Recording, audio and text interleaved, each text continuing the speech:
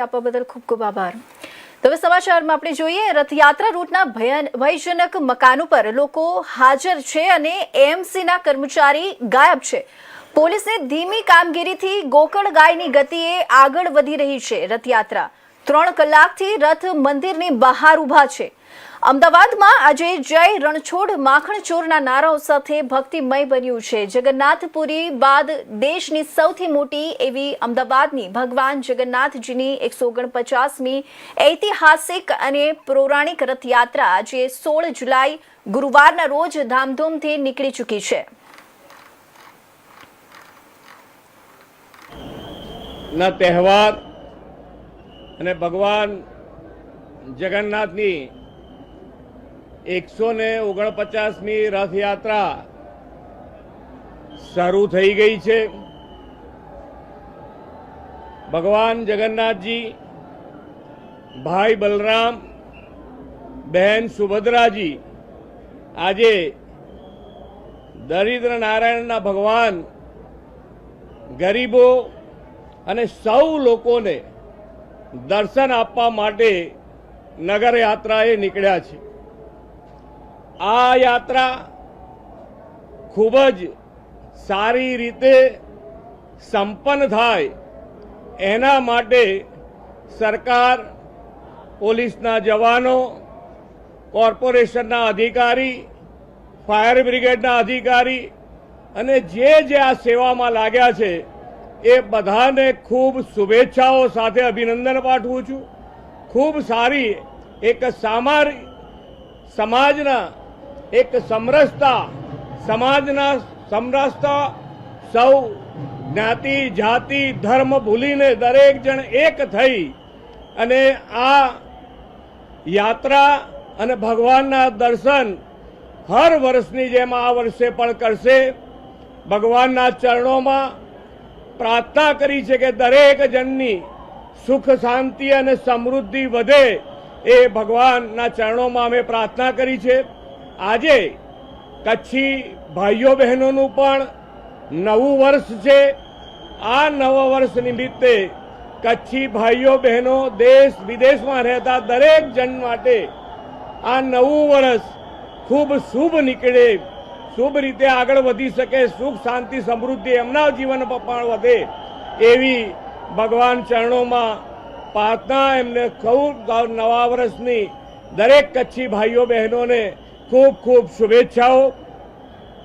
આજે જ્યારે ભગવાનની કૃપા દ્રષ્ટિ આપણા ઉપર રહે અને જે માન્ય વડાપ્રધાનશ્રીનો સંકલ્પ છે વિકસિત ભારતનો, એ વિકસિત ભારતના સંકલ્પમાં ગુજરાત લીડ લઈને આગળ વધી શકે એના માટેની આપણને આશીર્વાદ મળે, આપણને શક્તિ આપે એવી ભગવાન જગન્નાથના ચરણોમાં પ્રાર્થના કરી છે। આભાર।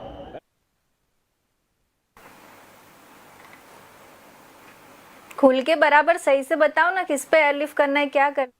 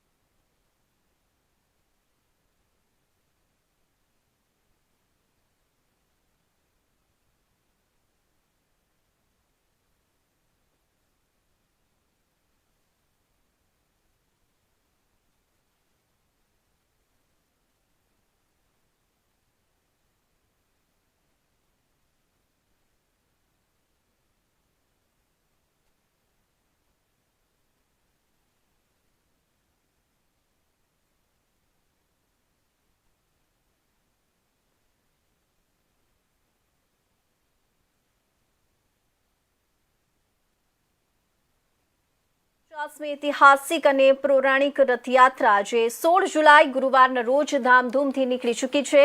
વર્ષમાં એકવાર ભક્તોને દર્શન આપવા માટે ભગવાન જગન્નાથ ભાઈ બલરામ અને બહેન સુભદ્રાજી સાથે નગરચર્યાએ નીકળ્યા છે.